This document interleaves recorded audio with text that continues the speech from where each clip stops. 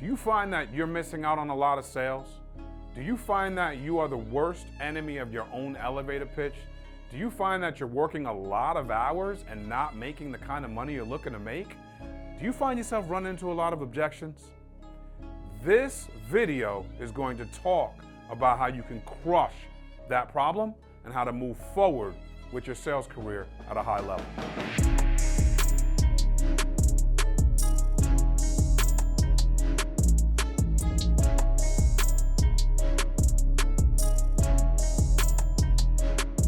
Welcome to the series of our question mark, and what I want to talk about today, question that's been posed to me is in sales, what is your approach to handling objections from hesitant prospects? And so when I think about objections in sales, I think about the salesperson, and I think about not getting objections at all. Like, the number one way to handle objections is to not get them. Now, does that mean that everyone's gonna fall at their feet? No.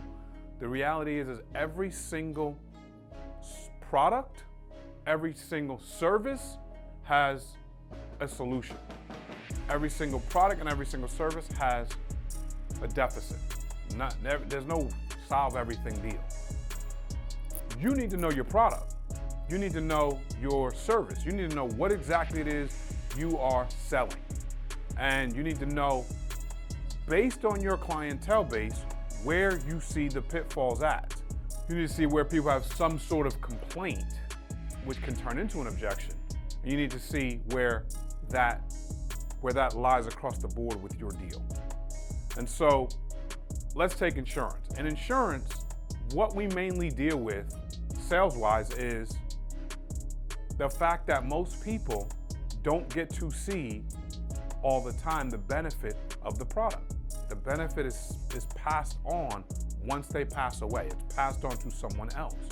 What people really love is a product that they can touch, feel, see, taste. Now, that's when they like to spend money. So the biggest objection is, I need to think about it. I want to wait. I don't need to do this right now. Cool. Well, if I know that, and it's just like I'm saying to you, every product or service has that. Every product or service has that point where the client's like, I'm good. You need to know what that is so that you can set up your presentation so that you don't get that stuff, or you minimalize it so that you're in position to help more people with the product or service that you have than you would be if you just run into this. Like, there's not a brick wall in your way. You create the brick wall. You're the one creating the objection, not the client.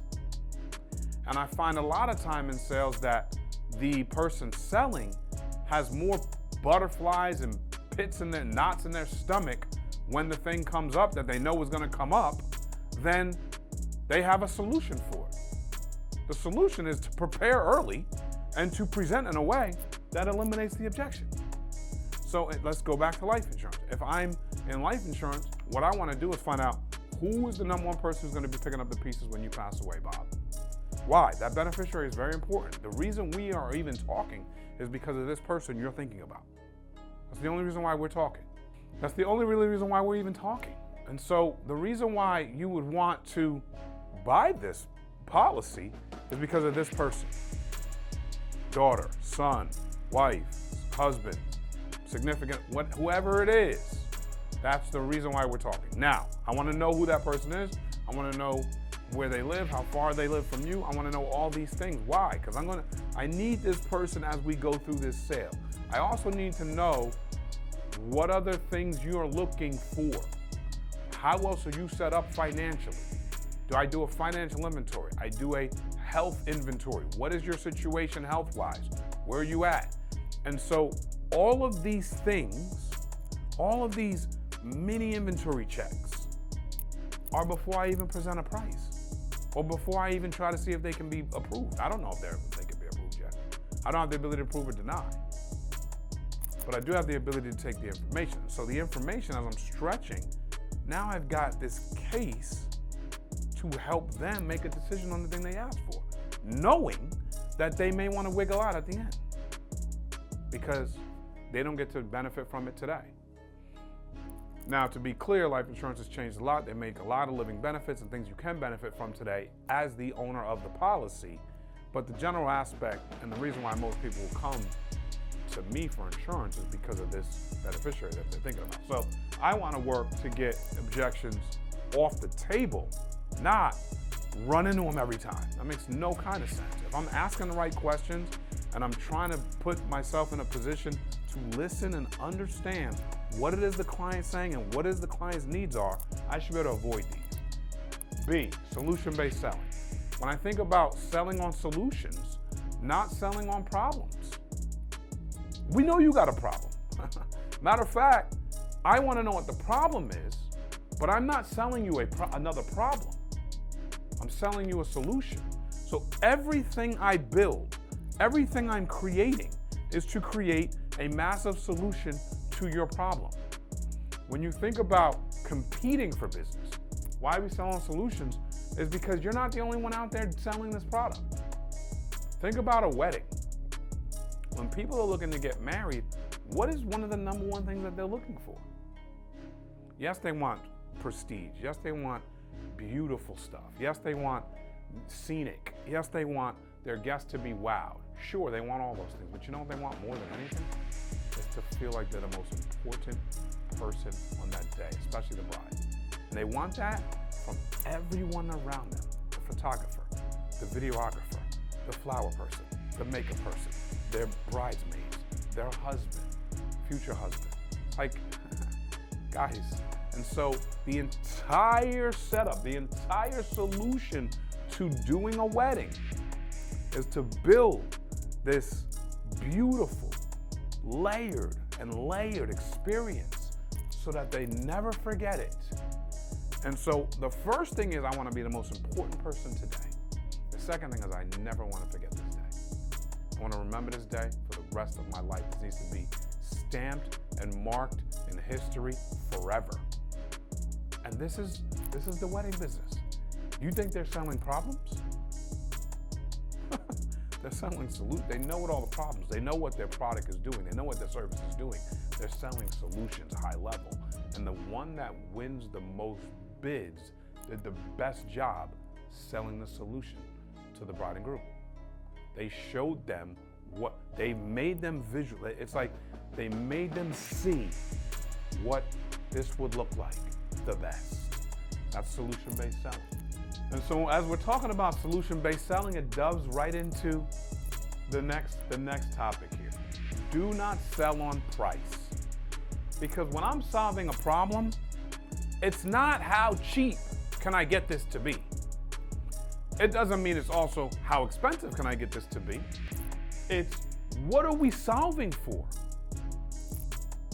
What is the solution to this problem? And so if I think the solution is always price, I'm the weakest salesman in the room because I'm not creating enough value. So you understand solutions mean value. You understand that people don't buy on price alone. They just don't. Matter of fact, you give me two different salespeople, one that's only selling the cheapest thing or the cheapest price or the cheapest whatever, and one that's layering their deal with value. Let's go back to that wedding scenario. When I want to be the most important person in the room of the day, and I want to remember this forever. You think I'm really selling price? Where does that sound like price to you? That's all value. Then people love value. They love buying value. When value exceeds price, people buy.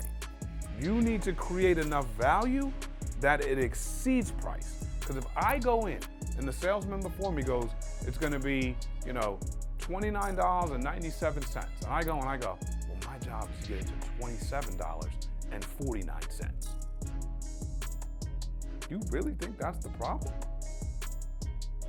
You need to bring value to the situation. You're selling you. They're buying you. They're not really buying the product. They're not really buying the service. They're actually buying you.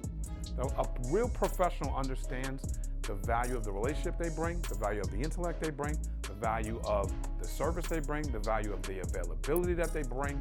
All these things are how you win over potential clients and potential business, whether it's business to business or B2C, it doesn't really matter. Why are you selling on price? You're weak.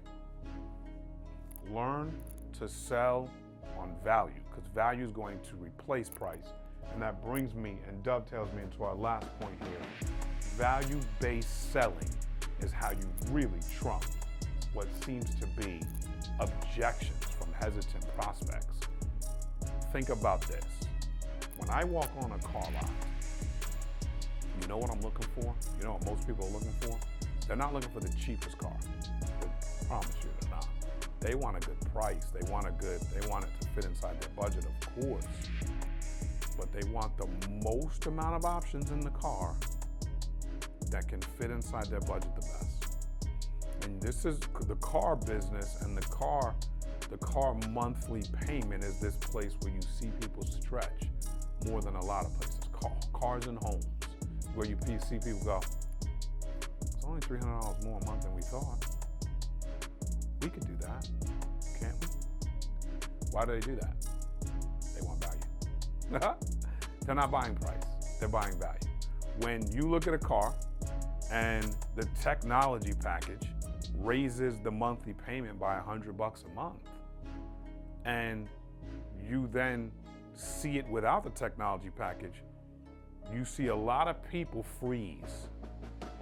Because $100 a month was more than they wanted to spend, but they're having a hard time imagining this car without the technology package.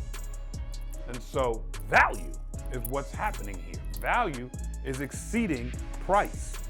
When value exceeds price, people buy.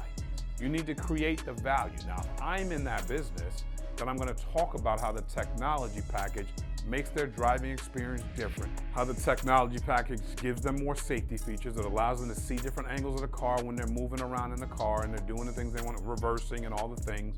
I talk about how the sound system's a little bit upgraded, all the value. It's not built that way for nothing. They didn't create this technology package with better cameras and a better screen and better sound and all this stuff for nothing. They did it so you would be interested in it. And they did it because it creates more value for you, the driver. You're gonna be in the car for the next 3 to 4 years at a high level. Decent amount of day, depending on your drive to work from, taking the kids here, there, is going to be in the car. What do you want that experience to be like? Now you gotta be able to afford it, but when value exceeds price, people buy. And so when you think about how to handle, what is your approach to handling objections from hesitant prospects, think about it this way. You gotta get in the business of getting the prospects to come to you. So you wanna find yourself getting real good psychologically at being in the lead business of the product you're selling. Because at the end of the day, when they come to you, that doesn't mean they're not hesitant, but it does mean that they have now raised their hand. I love a client with a raised hand. I walk into the restaurant, my hand's raised. I walk on the car lot, my hand's raised. I walk into Best Buy, my hand's raised. I go on to Amazon, my hand's raised. Nothing's better. Nothing's better than a client with their hand raised. It's going to help you with this, but you need to become a professional. You need to become a student of your craft. What is your product or service? What are the benefits? What are the high pros? What are the cons of your product, service? How do you overcome that? What is your client saying about your product and service? How do you overcome that? How do you make it better so that this becomes less? And how do you frame your sale so that you can move more people in the direction of buying what it is you have? Understand, you're in full control of objections. The client is not. Hope this brings value. I hope this helps. Question mark. God bless. Why deal with objections when you could crush them before they even start?